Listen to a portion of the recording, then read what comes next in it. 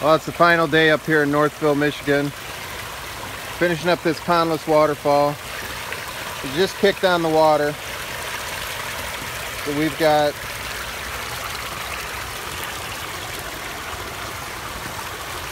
pretty cool waterfalls on this thing. Flowing right underneath. Too sunny out. It's flowing right underneath the landing there. Got this one ball valved back a little bit.